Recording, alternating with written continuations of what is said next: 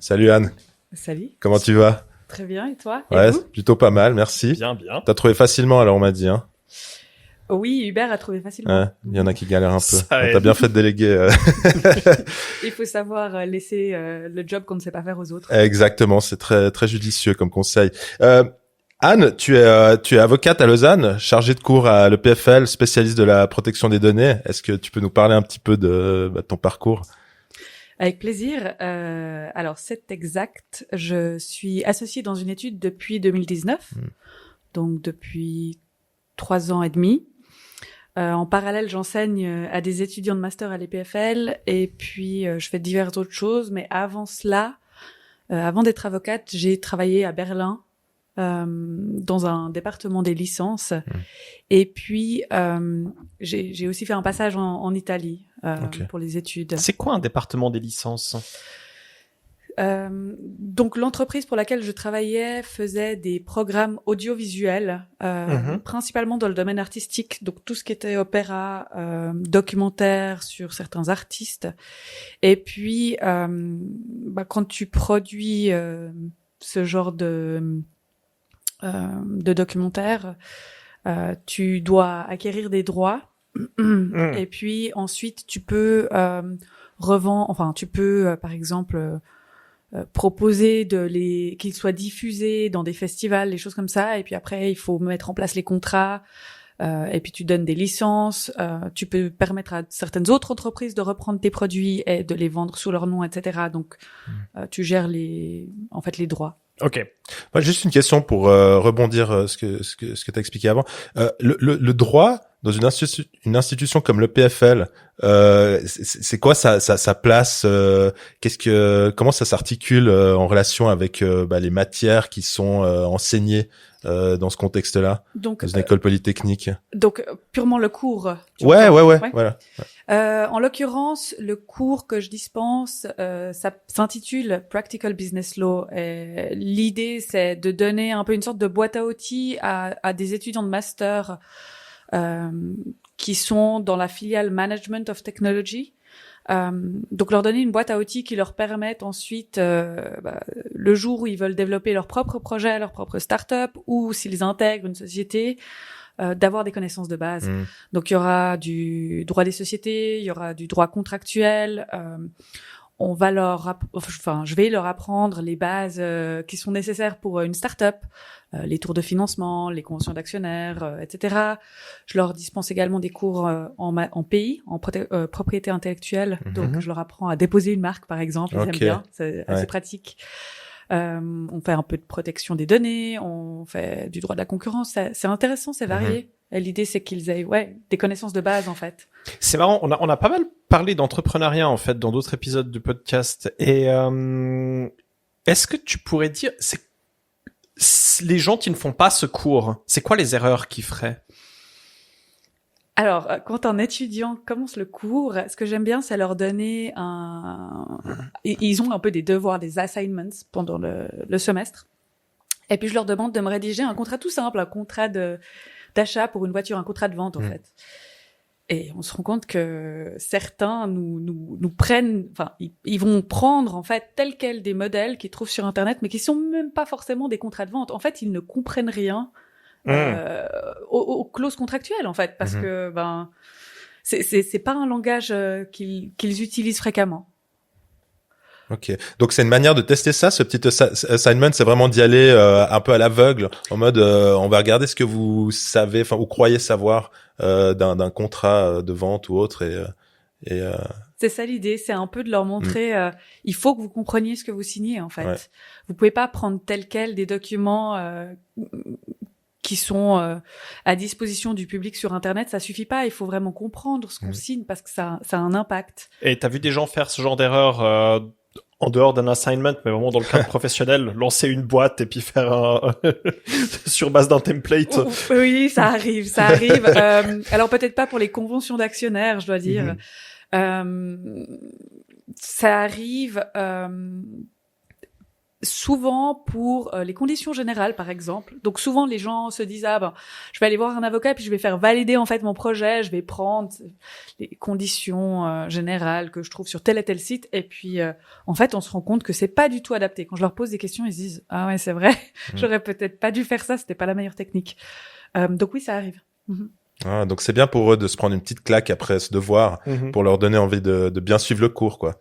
Du coup, et d'assimiler tous ces fondamentaux qui leur seraient utiles après dans une vie d'entrepreneur, start-upper, ouais, etc. j'espère, quoi. j'espère. Mais Ah, c'est cool. après, on va un peu plus loin. Il y a vraiment des questions sur les statuts d'une société à fonder. Il y a la relecture de certains contrats qui sont beaucoup plus techniques en fait. On commence avec quelque chose de très basique, puis après on entre au fil du semestre dans des choses plus techniques. Et on est surpris. Certains ont quand même des bases assez bonnes, et puis certains pas du tout. Mais il faut savoir que certains étudiants sont en Suisse pour leurs études. Donc, ils évoluent peut-être dans des systèmes juridiques qui sont complètement différents d'une autre. Donc, il y a aussi des bases qu'ils n'ont peut-être pas. Ok. Et du coup, mais toi, en dehors de ton travail d'enseignement, t'es spécialisé dans la protection des données, c'est juste? C'est exact. C'est l'un de mes domaines d'activité. Alors, est-ce que tu peux nous en parler? Quels sont le genre de cas que tu traites en termes de protection de données? Alors, je dirais que la majeure partie des cas sont des mises en conformité. Depuis mai 2018, je dirais les choses se sont un petit peu accélérées avec l'entrée du règlement européen, le RGPD. Et là, les sociétés suisses se sont rendues compte que elles ne pouvaient plus ignorer cette problématique et elles devaient s'en saisir. Donc, un certain nombre, je dirais, de sociétés suisses ont commencé à se poser des questions, à consulter notamment des avocats pour savoir qu'est-ce qu'elles devaient mettre en place à l'interne, non seulement du point de vue, je dirais, technique, donc cybersécurité, mais aussi du point de vue organisationnel pour être pas forcément exposé en cas de contrôle ou même de cyberattaque en fait. C'est quoi les erreurs que font les entreprises? En quoi est-ce que les entreprises ne sont pas conformes en général? Alors, souvent, il n'y a pas de contrat. Première chose, je dirais, avec les sous-traitants, où il y a des transferts à l'étranger et les gens se disent, bon, j'ai affaire à une grande entreprise en face, beaucoup de monde vont chez eux, donc tout doit être en ordre, certainement. Et ils se posent pas plus de questions, où vont les données, etc. Ce qui arrive aussi comme erreur, c'est de ne pas traiter les demandes qu'on reçoit, les demandes d'accès, les demandes de suppression de données. Elles s'envolent un peu dans la nature et on n'y donne pas suite. Ce qui a la tendance à créer de grandes frustrations si c'est un ancien employé, mais si c'est un client ou autre. Je pense que moi ça m'est arrivé, mais je pense que vous aussi, vous dites non, je ne veux plus recevoir la newsletter, puis elle continue à arriver. Ça vous rend fou. Vous savez plus quoi faire. La dernière fois que ça m'est arrivé, c'était de l'EPFL. C'est vrai? Non, sérieusement, les alumni de l'EPFL, en plus, pardon, si vous nous écoutez, je travaille aussi dans une start-up, je sais comme c'est plus ce qui se passe, c'est pas grave. Mais je leur transmettrai si jamais. Je ne suis pas la DPO de l'EPFL, mais je lui transmettrai. Mais pourquoi t'en veux plus de cette newsletter? T'as des mauvais souvenirs? Non, mais c'est juste que tu vois le nombre d'emails que tu reçois, c'est juste j'ai pas le contenu d'un newsletter doit être très bien. Bon, il l'a jamais lu, foutez-lui la paix, quoi. Voilà. Pardon pour cet aparté, ce podcast n'est pas là pour Oui, c'est vrai qu'on prend jamais de tangente ici, c'est pas notre style. Non, aucune, jamais. Donc ça c'est pour fermer la parenthèse EPFL, les pauvres, ils sont même pas là pour se défendre. Ça c'est une des erreurs, une des autres erreurs, c'est de se dire mais de toute façon à quoi bon, je vois pas pourquoi je pourrais être visé par une cyberattaque. Souvent on se dit mais pourquoi les hackers s'intéresseraient à moi? À titre individuel, tu dis vraiment la personne privée de ce point de vue-là ou une société? Non, je dirais plutôt la société, l'entreprise, que ce soit une raison individuelle ou une PME ou une multinationale. Alors en général, les multinationales, elles se rendent compte de ce danger. Si vous êtes un hôpital, évidemment vous vous rendez compte que vous avez quand même des données extrêmement sensibles et que si vous n'avez plus accès au dossier des patients, même pendant 1 heure, les dommages sont considérables. Pardon. Ouais. Donc voilà. Pour moi, c'est un des gros réflexes qu'il faut maintenant mettre de côté et ne plus avoir. Bon, mais c'est vrai que c'est difficile comme situation parce que finalement tu le sais pas jusqu'au moment où il y a un problème. Tu peux ne rien faire pour te protéger de ces cas-là, et tant que t'es pas visé par une cyberattaque, personne ne le remarque. Alors en fait, ce qui arrive aussi,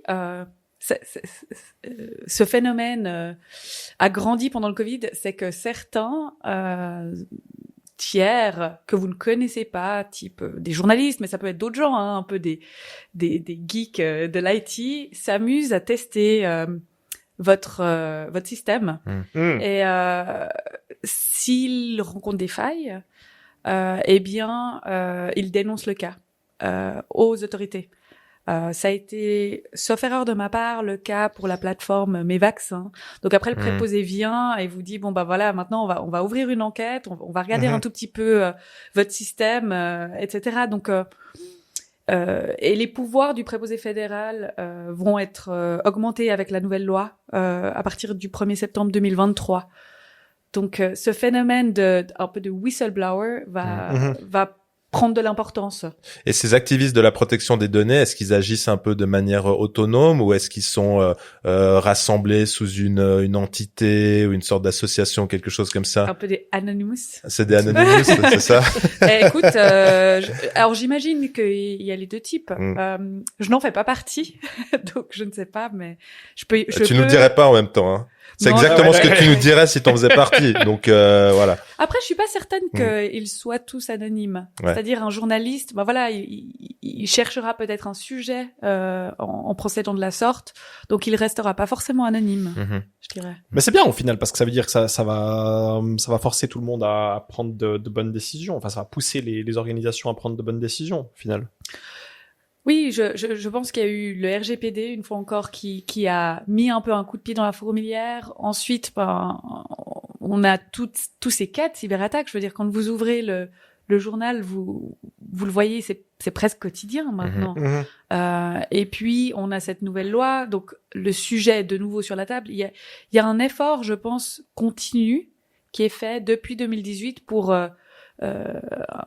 attirer l'attention des gens sur cette problématique, mais ça va être et les entreprises et les privés en fait, pour dire aussi aux gens, mais vous avez plus de droits, vous avez le droit d'arrêter cette newsletter, vous avez le droit de demander accès à vos données. Alors on peut vous les refuser, mais c'est que à certaines conditions. Vous ne devez pas simplement toujours divulguer toutes vos données, vous avez le droit de choisir. Ouais. Et tu peux nous dire, du coup, qu'est-ce qui va changer avec la nouvelle loi? Qu'est-ce que ça implique? Alors, il y a pas mal de choses, notamment les droits, enfin, les missions du préposé qui vont être élargies. Il y a ce devoir d'annonce. Donc, si vous êtes victime d'une cyberattaque, dans la majorité des cas, parce que de nouveau, le droit étant le droit, il y a toujours des exceptions, mais dans la plupart des cas, je dirais, surtout lorsque ça touche beaucoup de personnes, il va falloir faire une annonce au préposé fédéral. On a, par exemple, aussi le champ d'application territorial qui est étendu. Maintenant, ça ne concerne plus uniquement les sociétés suisses, mais également les sociétés étrangères qui auraient des activités en Suisse. Jusqu'à présent et encore jusqu'au 1er septembre 2023, les données des personnes morales sont protégées par la LPD, ce qui sera plus le cas. Ça, c'est aussi un des changements avec la nouvelle loi. On a les principes de privacy by default and by design qui sont intégrés. On a les données sensibles qui sont un peu élargies. On a pas mal de changements, je dirais. Le privacy by design and by default, c'était un terme que j'ai vu dans un des documents qu'il nous a partagé. Donc, privacy by design and by default, c'est protection des données par par défaut et by design, comment est-ce qu'on dirait, par intention, enfin par conception. C'est déjà lors de la conception en fait. Ouais. Donc si par exemple vous développez une app, vous devez faire en sorte que les données, que la construction de votre app tienne compte de la protection des données et en fait soit au maximum cloisonnée, par exemple. Ouais. Si vous faites un CRM, le CRM, je pense que c'est un bon exemple. Vous devez cloisonner, faire en sorte que ça se croise pas en fait. Et by default, ça veut dire. Je peux expliquer en quelques mots qu'est-ce que c'est un CRM. Un CRM, c'est une base de données en fait. D'accord. De management des clients, par exemple. Je sais pas, vous vendez des tables, vous aurez probablement un CRM avec les données de vos clients dedans. Et puis vous voulez éviter que tout soit ouvert et vous allez certainement cloisonner par département. Je prends toujours l'exemple assez basique. La femme de ménage ou l'homme de ménage qui vient dans vos locaux n'a pas besoin d'avoir accès au CRM. Vous êtes d'accord? Il n'y a pas de raison. Peut-être que les personnes qui font du service après-vente vont avoir besoin d'y accéder. On peut se demander si le marketing y a vraiment besoin. Pas forcément, parce qu'en fait, si c'est pour envoyer une newsletter, vous n'avez pas forcément besoin d'avoir l'historique des achats. Donc, l'idée, c'est de dire, on réduit au maximum l'accès aux données. Cloisonné par rôle, par fonction, ce qui est pertinent pour exact. chacun. Ok. Et puis faire attention, il y a aussi une gestion des accès à avoir quand un employé quitte l'entreprise. Évidemment, vous devez mettre fin à ces accès. Vous voulez pas que votre ancien employé vienne voir votre base de données. Si on change de poste à l'interne, il faut aussi modifier les accès. Donc régulièrement, vous allez reprendre votre liste et vous allez vous demander, ok, est-ce que cette personne a vraiment besoin d'avoir accès à telle donnée? Mais dans le document que tu nous as envoyé, qui explique si j'ai bien compris, les changements de la nouvelle loi par rapport à l'ancienne, on en parlait d'ailleurs avant avec Gavrilo. Il y a un point qui a retenu notre attention, enfin qui nous a un peu interpellé, c'est que la possibilité existe maintenant.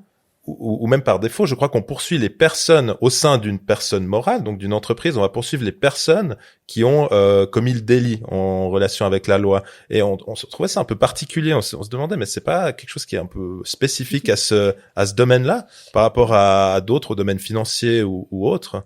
Alors oui, ça a fait couler beaucoup d'encre. Ok. Parce que évidemment. Si vous êtes le directeur marketing d'une société, est-ce que c'est vous qu'on va venir rechercher? Probablement. Si c'est vous qui avez décidé des finalités de traitement, si vous avez décidé qu'en fait on allait entreprendre telle et telle action envers les clients et puis qu'on vous a dit attention, je pense que ça c'est pas correct. Si tant est que ça a été commis intentionnellement, il y a quand même ça comme limite, et puis que ça entre dans l'une des infractions qui est prévue par la loi, il faut bien sûr que ce soit le cas. Eh bien, c'est les personnes qui sont à la direction qui pourraient être touchées. Ça pourrait être aussi le conseil d'administration. Donc, l'objectif du législateur dans ce cas, c'est de dire, ok, les sociétés, pour certaines d'entre elles, en tout cas, 250 000 francs, c'est $1. Par contre, pour une personne privée, c'est évidemment différent. Vous n'avez pas vraiment envie de poser sur la table du ministère public 250 000 francs. Donc, c'est un peu dans l'idée de renforcer la prise de conscience.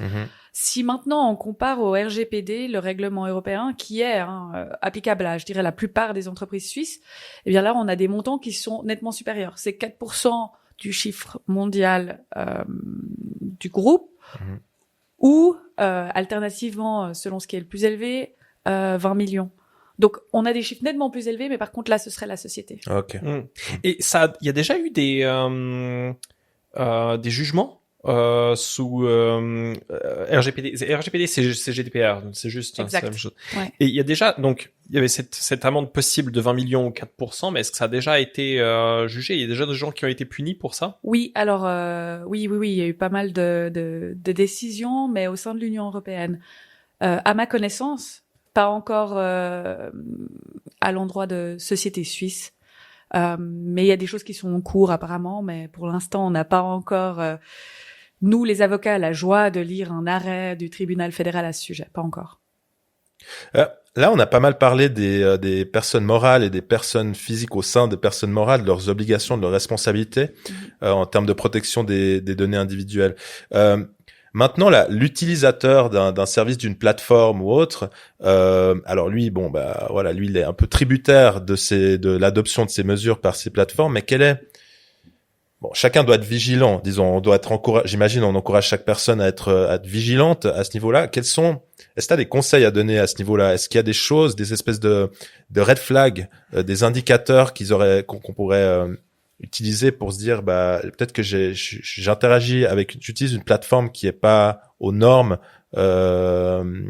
actuelles simplement. Quels sont quelle est la vigilance à avoir, sur quel point, si tu as des conseils à donner là-dessus? Alors, je pense que pour moi, une des premières choses donc je comprends que ta question porte sur le fait de surfer sur le web. Ouais. Même toi, en tant qu'utilisatrice, finalement, tu pourrais peut-être présenter ça comme ça. En tant qu'utilisatrice, j'ai pas de compte Facebook, j'ai plus de compte Facebook, j'ai fermé ça. J'essaye je mets un minimum de contenu. Tu l'as fermé pour des raisons de protection de données? Oui. Ok. Oui. Je pense que c'est la principale raison. Il y en a d'autres, mais je pense que c'est la principale raison. Poster le minimum de contenu. Franchement, je ne suis pas sûre que ce soit judicieux de mettre tout et n'importe quoi sur ces plateformes, ces réseaux sociaux, en fait. Même si on se dit, c'est, je sais pas, Snapchat, et puis ensuite ça s'efface. Est-ce que véritablement ça s'efface? Enfin, j'ai des cas de personnes qui ont même forwardé du contenu via Instagram, et puis qui se sont retrouvés devant les autorités judiciaires parce que le contenu était adéquat. Pour eux, c'était une blague. Et puis, en fait, Instagram transmet aux autorités américaines qui transmettent aux autorités suisses, puis vous vous retrouvez devant la police et avec une ordonnance pénale contre vous parce que le contenu était adéquat. Mais c'est pour quel genre de contenu? C'est pas des photos de vacances, j'imagine. Non, alors là, c'était pas des photos de vacances. C'était pas des photos de vacances, non, ni des chiens. Non, c'était pas. Voilà, je suis pas sûre que ce soit opportun de parler du contenu, mais il n'empêche que les gens considéraient le contenu comme drôle, si tant est qu'il le soit, mais ce que je veux dire par là, c'est que ça a des conséquences, il y a des traces. Peut-être que l'employeur, même s'il ne devrait pas, va quand même vérifier si vous avez quelque chose sur le web. Et puis, suivant les photos que vous avez, sincèrement, ça peut décourager un employeur de vous engager ou même de vous faire venir pour un entretien d'embauche. Je pense qu'il faut être vigilant. Ce que je fais aussi, c'est j'évite les contenus les sites, qui exigent que vous acceptiez les cookies. Ok. Et moi, je les refuse. Ouais. C'est quoi le risque? En fait, ça m'agace. Déjà, ça m'agace qu'on me force. Et puis, plus vous donnez de cookies, alors, certains aiment, mais le contenu sera adapté à votre souhait. Et moi, j'ai l'impression d'être suivi à la trace et ça me rend folle. J'ai pas envie qu'on sache qu'est-ce que j'ai envie de m'acheter à tout instant. Pour, en fait, renforcer la consommation, vous inciter toujours à acheter des choses. Voilà. Après, certaines personnes aiment parce qu'elles ont envie d'acheter encore une fois une table, qu'on leur propose plein de d'avoir tables. Une expérience personnalisée en fait par rapport à leur goût, leur tendance de navigation, tout ça. Moi, tous les jours, je commande la première page de recommandations sur Zalando. Moi aussi, c'est évident. Mais c'est un choix, mais voilà, moi je suis assez vigilante par rapport à tout ce que. Enfin, j'essaye en tout cas d'être vigilante par rapport à ce que je publie, les traces que je laisse, etc. Parce que par rapport aux cookies, en fait, dans mon expérience d'utilisation, c'est qu'aujourd'hui, quand tu vas sur un site, on te demande si tu veux les accepter. Et puis après, tu peux aller dans un truc un petit peu plus granulaire où tu peux choisir ou simplement autoriser. Alors en anglais, c'est typiquement only allow essential cookies ou un truc comme ça. Donc seulement permettre ceux qui sont essentiels à l'expérience, à l'utilisation de la page. Mais c'est marrant parce que la manière dont c'est présenté à chaque fois, c'est que t'es presque encouragé parce que c'est tellement chiant. Tu vois, t'as un step supplémentaire pour pouvoir aller au contenu. Tu veux consulter un article ou n'importe quoi. Et c'est souvent dans le cas de sites de news, en l'occurrence, où j'en ai fait l'expérience. Et puis c'est rendu assez laborieux. Et en plus, le bouton qui te permet d'aller paramétrer, il est toujours un peu grisé. Et celui qui te permet d'aller de l'avant, enfin qui t'encourage à aller de l'avant, allow tout permettre. Il est vraiment tout le temps bien mis en évidence. Donc il y a quelque chose, c'est intéressant, je trouve, au niveau de vraiment de l'expérience, vraiment des choix de couleurs et tout ça, où vraiment tu te dis bon bah je m'en fous, allez je clique. Je trouve ça assez vicelard en fait, la manière dont c'est fait parfois. Pas la prochaine fois que le bouton coloré te attirera ton attention, tu penseras à moi. Ouais, bah bien sûr. Non, mais je suis d'accord avec toi. Je pense qu'il y a des c'est pas noir ou tout blanc, c'est pas tout noir ou tout blanc. C'est-à-dire qu'il y a les très mauvais élèves qui vont pas te demander, qui vont prendre tous les cookies. Il y a les très bons élèves qui vont être super clean, ce sera très clair, il y aura pas de boutons plus colorés, ce sera pas précoché, etc. Puis après, il y a la marge entre deux, où en fait certains, bah évidemment, ils ont envie, il faut pas se leurrer, ils ont envie d'avoir tes cookies parce que ça leur remonte plein d'informations. Et ils vont essayer de t'inciter à accepter les cookies et après voilà, certains ils vont précocher, d'autres pas, d'autres mettre certaines couleurs, enfin voilà, toutes les techniques sont utilisées pour t'inciter à accepter. Mais moi je vois aussi en tant qu'utilisateur, j'ai juste envie d'accéder je suis probablement un très mauvais élève parce que je fais peu attention à ça, c'est un peu genre OK, laissez-moi accéder. Laissez-moi accéder au contenu. Ouais. Mais le revers de la médaille, finalement, c'est que quand tu retournes sur la même page, à chaque fois, tu dois faire la même démarche, finalement. Parce que dès le moment où tu refuses les cookies, j'imagine qu'ils ne savent pas que tu es déjà passé sur cette page-là. Donc, tu es ressollicité, finalement, pour à chaque fois refuser les cookies, acceptant à chaque fois uniquement les cookies essentiels. Et du coup, ça rend, c'est un côté un peu rédhibitoire de cette rigueur, finalement. Et puis, c'est vrai que ça mène à penser, à se demander, finalement, s'il n'y a pas peut-être une autre voie à suivre que celle-là. Mais bon, pour le coup, elle est rigoureuse. Et puis, à chaque fois, du coup, t'as le choix. Est-ce que je veux donner tous mes cookies? Est-ce que je veux garder juste les essentiels? Et, voilà. J'ai eu un cas où on développait une page web et le client à un moment nous a demandé mais vous avez pas mis le truc d'acceptation des cookies et j'étais là bah non mais parce que y a pas de cookies. Et le client a dit non mais ça fait pas sérieux. Il faut qu'on ait le truc d'acceptation de cookies et du coup on a rajouté un cookie dont le seul but était de traquer si t'avais accepté le truc des cookies. Ah, mais c'est vraiment bien ça. Mais du coup, ça c'était sérieux. Bah voilà la solution. Alors ça c'est dans la ligne du blanc, parce que dans le groupe blanc là où c'est les bons élèves. Alors là c'est l'extrêmement bon élève. Je dois dire ça j'ai jamais eu encore dans ma pratique. Ce que je pense pas que ce soit non plus une bonne décision en termes d'expérience utilisateur de le rajouter juste pour le rajouter. Je pense pas non plus.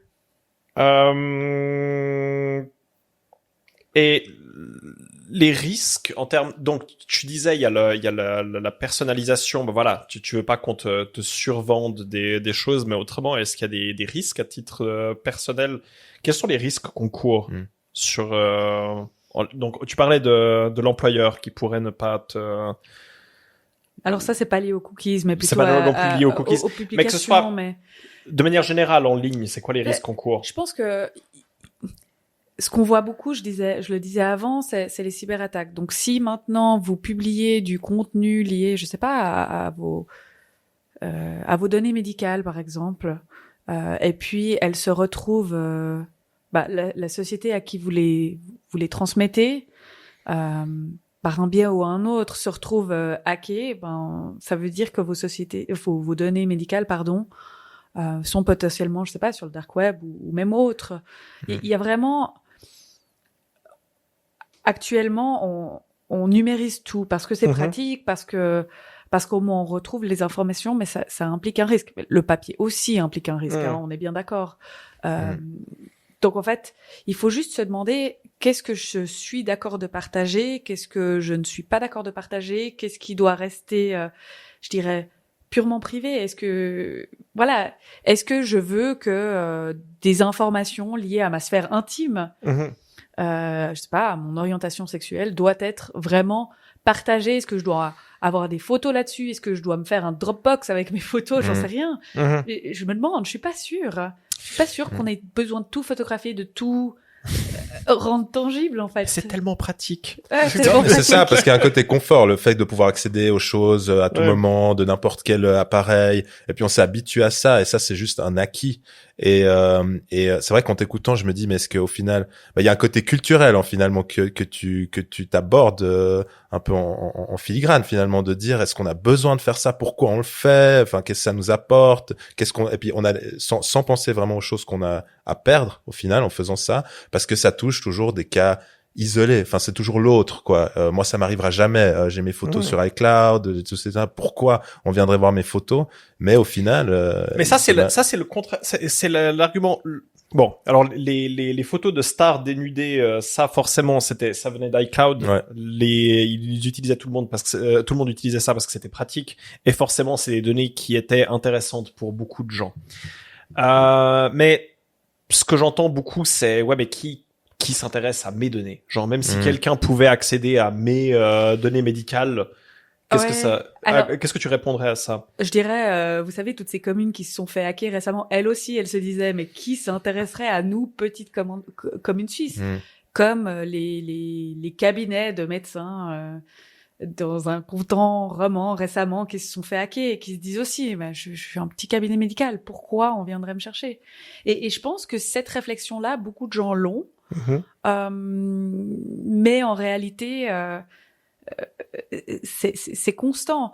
Pourquoi est-ce qu'on voudrait accéder à ton ordinateur? Ben, potentiellement pour accéder à tes données bancaires, pour accéder à une copie de ton passeport, pour accéder à ta signature, pour accéder à tout un tas de choses. Ouais, mais ce que tu disais avant, tu disais, ouais, mais donc, si t'as des données médicales qui sont numérisées et qui se font hacker, elles peuvent se retrouver sur le dark web. Comment est-ce que ça m'impacte, moi, négativement, que mes données médicales se retrouvent sur le dark web? Alors, potentiellement, le jour où ton assurance maladie te dit non, nous ne vous prenons pas, alors qu'il n'y a aucune raison. Alors tu me diras pas la LAMAL parce que la LAMAL, ils sont forcés les assurances maladie sont forcées de te couvrir pour l'assurance de base, mais ensuite pour la LCA, donc sur-obligatoire, là. Bah, tu serais surpris, tu vois. Ça peut être ce genre de choses. Et ils ont le droit, eux, ils ont le droit d'aller chercher sur le dark web. Non, mais comment? Enfin, ils vont pas dire bonjour, nous sommes allés chercher sur le dark web. Voilà. Après, on peut prendre la position de se dire oui, mais de toute façon, qui est-ce que ça peut intéresser? Mais ça intéresse un tas de monde. Ça intéresse ceux qui ont envie de te vendre des choses. Ça intéresse. On fait du profilage. Enfin, vraiment, on essaie de faire des profils de la personnalité des gens pour leur vendre plus de choses, pour anticiper tes besoins. Et après, soit on est spectateur de ça et puis on se dit en réalité, je m'en fiche, je suis un parmi plus de 8 milliards. Soit on se dit non, moi je suis pas d'accord. Je suis pas d'accord de juste être un peu une sorte pas de produit, mais de cible pour la consommation. Puis moi je refuse. J'ai pas envie qu'on prédise en fait ce dont j'aurais envie. J'ai pas envie. Mais là on en revient au côté un peu culturel, un peu les mentalités.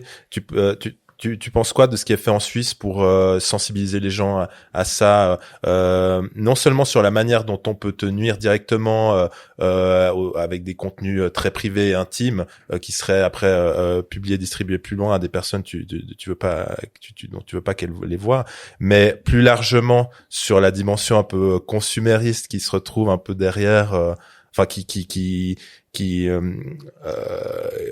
va être favorisé finalement par l'accessibilité des données privées. Un peu une longue tirade que je fais là, pardonnez-moi, mais tu vois mon point où je veux en venir.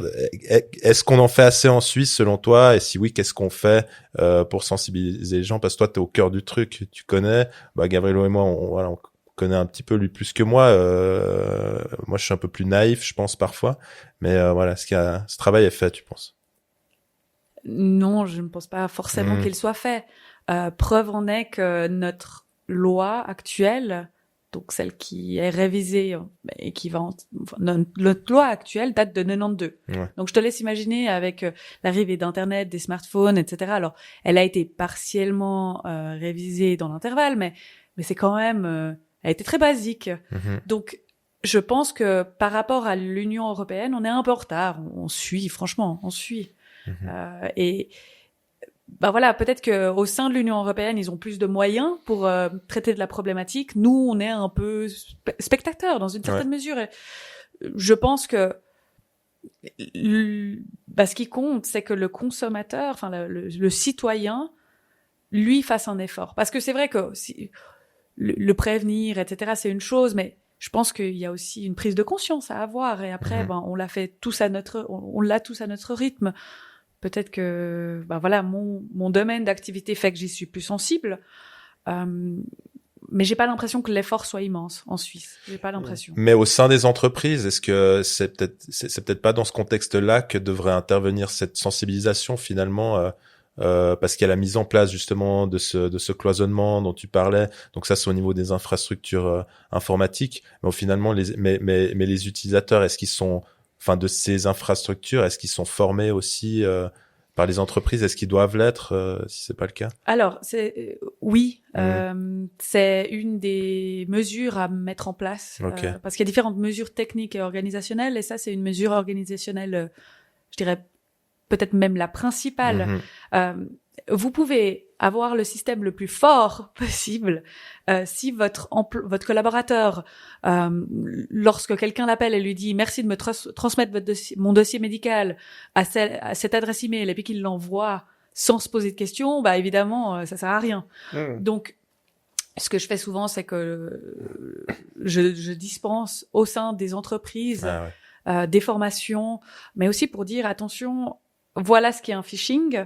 Voilà les indices auxquels il faut faire attention. Par exemple, mettez votre souris sur l'adresse email de la personne qui envoie l'email, donc l'expéditeur, parce que vous verrez peut-être que l'adresse email est complètement fantaisiste ou qu'elle est proche de la personne que vous connaissez, mais pas complètement identique. Si vous n'attendez pas un email d'une certaine personne, c'est déjà un petit peu suspicieux. Si en plus cette personne vous demande de cliquer sur un lien ou de cliquer sur une pièce jointe ou de transmettre, je sais pas, des informations bancaires ou vos mots de passe ou de procéder à un paiement dans l'urgence ça revient souvent. Et voilà, faut pas être complètement dupe, mais en fait on oublie. Enfin, une fois encore, moi je suis attentive à ça parce que c'est mon métier.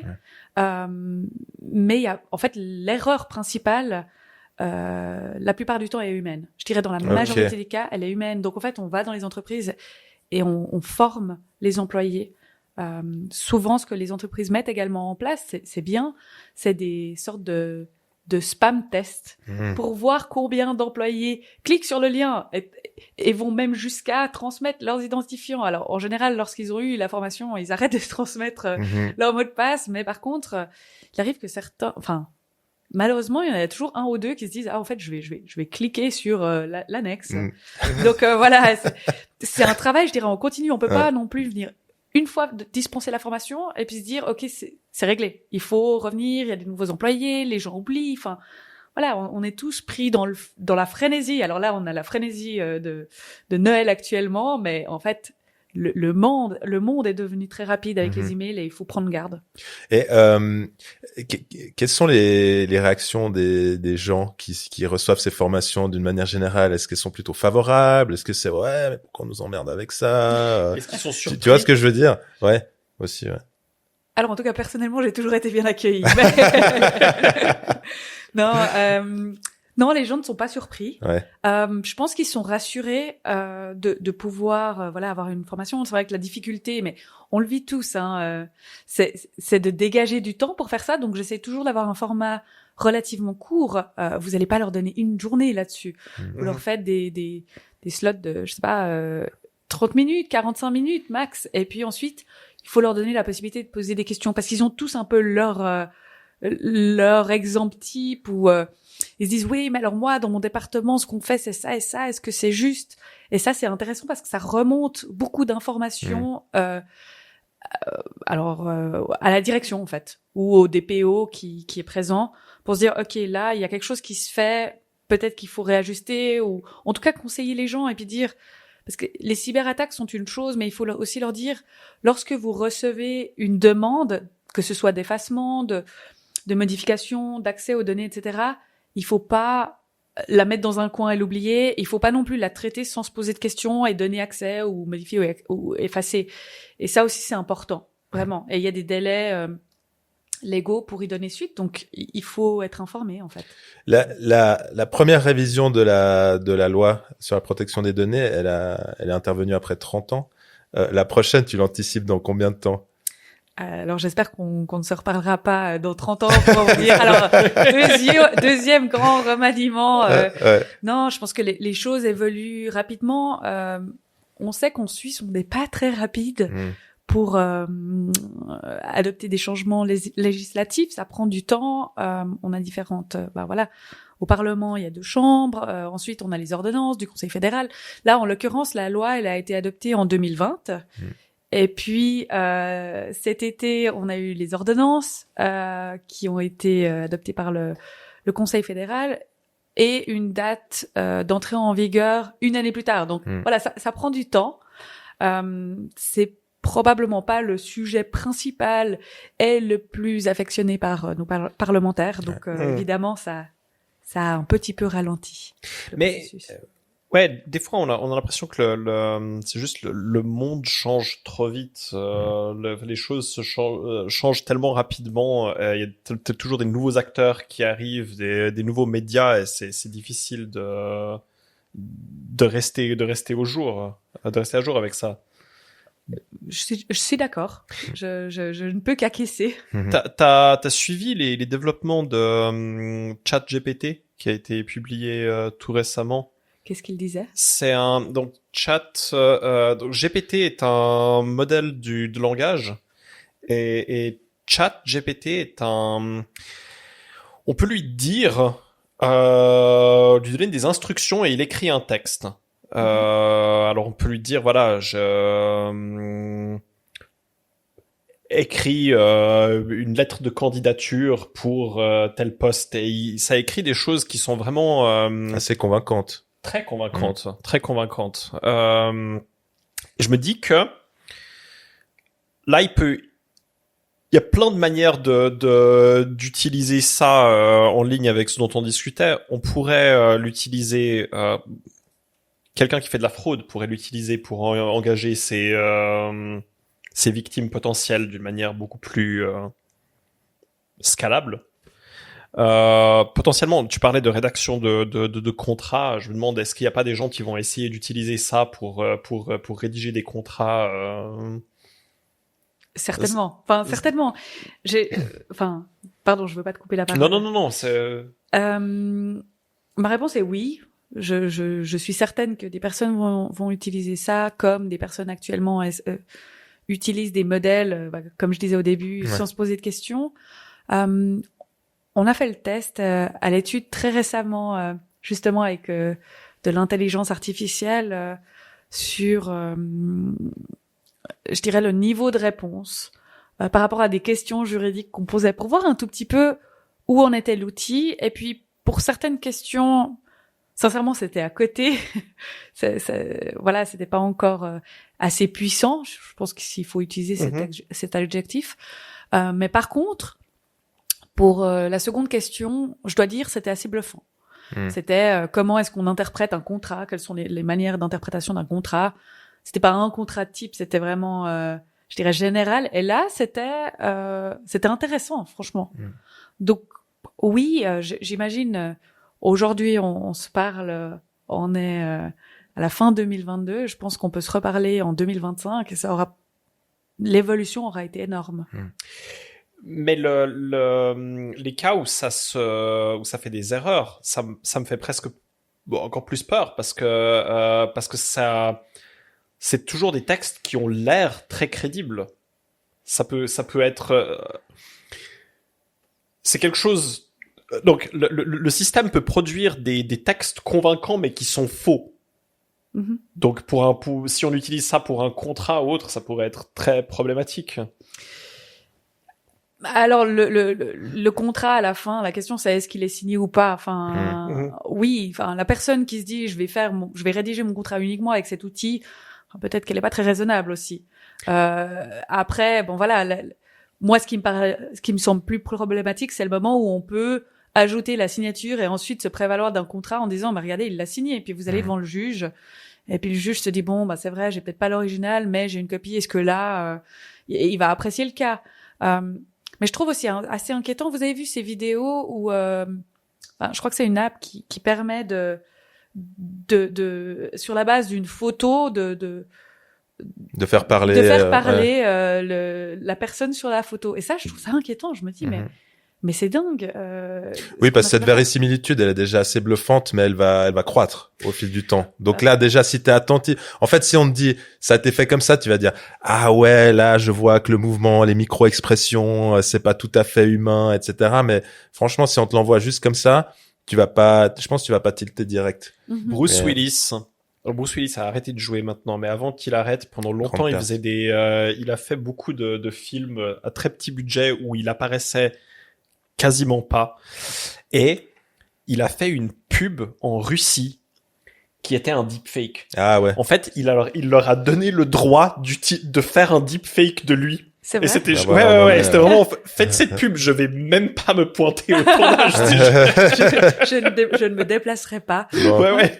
Bah déjà C'est une génial. utilisation très inquiétante de cette technologie. Alors oui, c'est vrai, certes.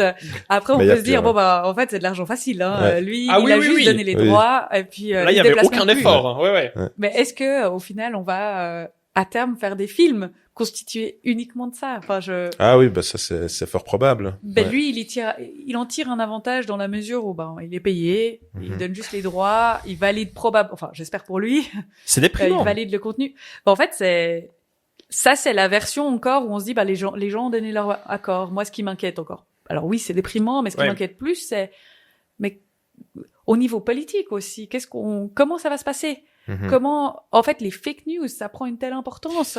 Et ça va être un outil, si ça ne l'est pas déjà, de propagande. Donc, en fait, comment est-ce qu'on pourra se situer à terme par rapport à tout le contenu qu'on trouvera sur le web?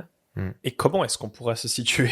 Comment exactement? Non mais je te pose la question. Donc si on imagine un futur où on a des systèmes qui sont capables de générer du contenu à demande qui a l'air crédible, comment on se protège de ça? Est-ce qu'il y a un système qui nous permet de se protéger de ça? Je pense qu'alors déjà il faut pas considérer que quand vous allez sur Facebook ou Instagram c'est là qu'il faut lire les news.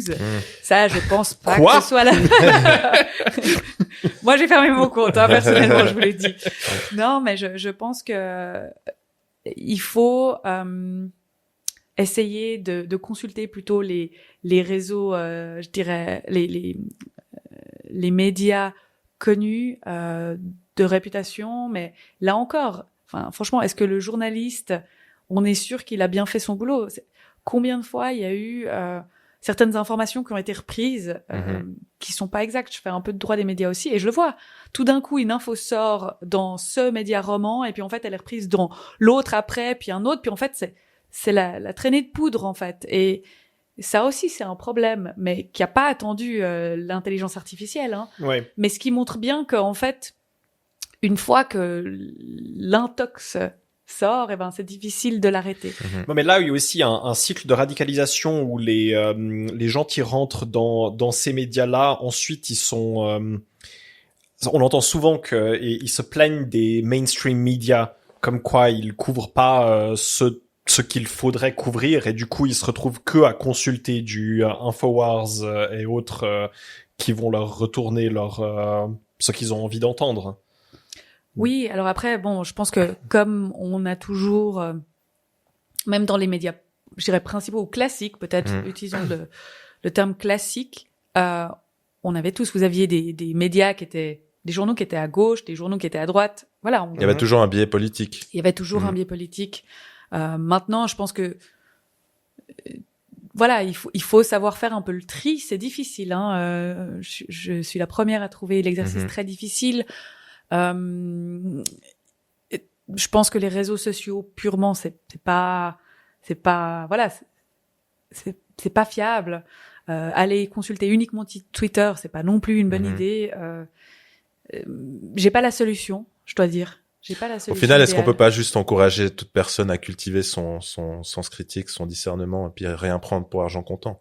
Oh, oui, je Finalement, pense dès que qu'on c'est est en ça. relation avec le monde, enfin voilà, de l'information diffusée dans le web ou dans les canaux de communication habituels, juste voilà, rester un petit peu garder le recul, quoi. Ouais, mais il y a aussi le fait qu'on, par défaut, on va faire confiance souvent, parce que sinon on pourrait pas fonctionner si on se retrouvait à questionner absolument tout et tout le Bien monde sûr. autour de nous. Donc, Bah, je pense que voilà, quand il y a certaines infos qui circulent dans plusieurs médias aussi, après avoir quels médias, etc. C'est déjà une première étape. Mais est-ce que vous allez tous les jours lire 4 journaux ou 4 sites web de journaux pour comparer Pour si arbitrer entre les différentes sources. Voilà, ouais. je pense qu'il y a aussi une question de temps. C'est difficile. Franchement, j'ai pas la solution parfaite du tout. Ouais. Mais je pense que l'esprit critique, c'est une bonne chose. avec notre dernier invité, on avait parlé d'effondrement de la société. Des fois, je me dis, ce serait plus simple. On va retourner dans nos villages et puis. Aujourd'hui, il pleut, donc c'est vraiment. Voilà, je m'attendais pas à ça. On est content d'être à l'intérieur, oui. Prochain Oui. thème, la mort. Oui. Je me réjouis. Non. Continuons de vivre dans des immeubles. Mais ouais, c'est vrai que ça soulève plein de questions assez profondes sur notre rapport un peu à la réalité qui nous entoure et tout ça. Et puis finalement, on la vit la réalité à travers ces flux d'informations qui peuvent être voilà, manipulés de plein de manières. Et puis on peut rien y faire en fait quelque part. Enfin, on peut mettre en place toutes sortes de lois qui vont nous protéger, qui vont atténuer certains des problèmes qu'on peut connaître, mais au final, il n'y a pas de protection absolue, même avec une loi quelque part. Ouais, je suis d'accord. Et puis le fait que la loi, elle est là pour mettre un cadre. Après, bon, vous me direz pourquoi est-ce que c'est moi qui dis ça, mais est-ce que vraiment, une fois que l'info est sortie, même si elle viole la loi, eh bien, elle est sorti. Donc voilà, c'est difficile, je pense, à contrôler. Mais je pense que c'est vraiment aussi à la population de se poser des questions et d'arrêter de prendre tout pour argent comptant. Très bon point. Donc vous l'aurez entendu, allez revérifier ce que Anne vient de nous dire. Ah bien entendu. Sur la nouvelle loi, etc. Lisez la loi, le rapport explicatif, passionnant. Ouais. Top. Bon, en tout cas, merci infiniment Anne d'avoir accepté notre invitation. C'était vraiment hyper enrichissant. Avec plaisir. Et puis, on te souhaite un joyeux Noël. Merci pour votre accueil. Enfin, de belles fêtes de fin d'année. De belles fêtes. Voilà. Belle fête à vous aussi. Merci pour l'accueil. Merci. Avec grand plaisir. Merci.